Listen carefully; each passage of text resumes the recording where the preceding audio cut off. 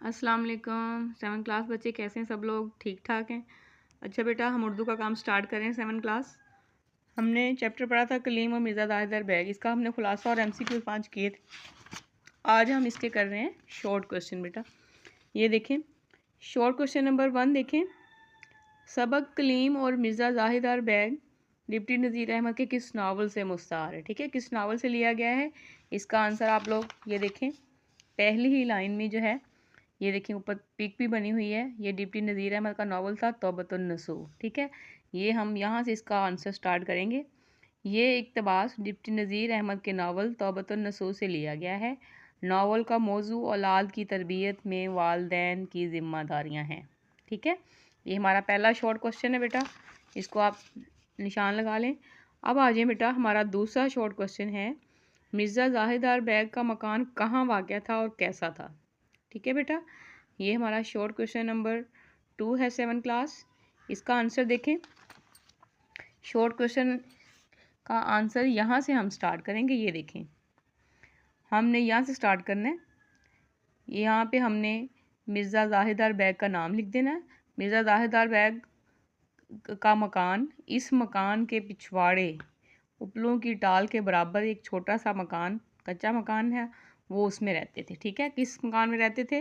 Mirza Dahir bag के मकान के पिछवाड़े में। ठीक है, एक छोटा सा मकान था, तो वहाँ दाहिर बैग जो हैं वो रहते थे। ये हमारा शॉर्ट क्वेश्चन नंबर 2 है।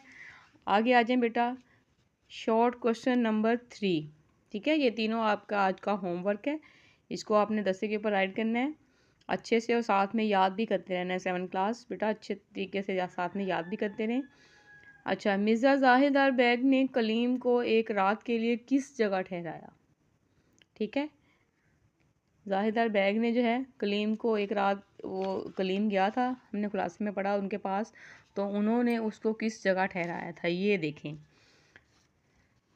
उन्होंने जो है कलीम को एक मस्जिद में ठहराया। पहले आपने ये लिख देना है। ठीक है, कलीम को एक मस्जिद में ठहराया और उस मस्जिद का जो है आप खाका ऐसे लिख दें। कलीम ने जो मस्जिद में आकर देखा तो मालूम हुआ कि नहायत पुरानी छोटी सी मस्जिद है। मस्जिद ज़रा की तरह वीरान और वहशतनाक थी। ठीक है, ना कोई हाफिज़ और ना कोई तालिब इल्म, ना मुसाफिर। हज़ार हा चमगादड़ें इसमें रहती हैं कि इनकी तस्वीर बेहंगाम से कान के पर्दे फटे जाते हैं। फर्श पर इस कदर बेट पड़ी है कि बजाय खुद खुरचने का फर्श बन गया है। मतलब इतनी उसके ऊपर गंदगी फैली हुई है, ऊपर जमी हुई है कि वो खुद का अपना गंदगी का एक अपना खुद का फर्श बन गया हुआ है। ठीक है, 7th क्लास ये शॉर्ट क्वेश्चन तीनों जो हैं वो अच्छे से आप लोग कर लें, इसको याद भी करें और 10 के ऊपर राइट भी करें। ओके बेटा, अल्लाह हाफिज़।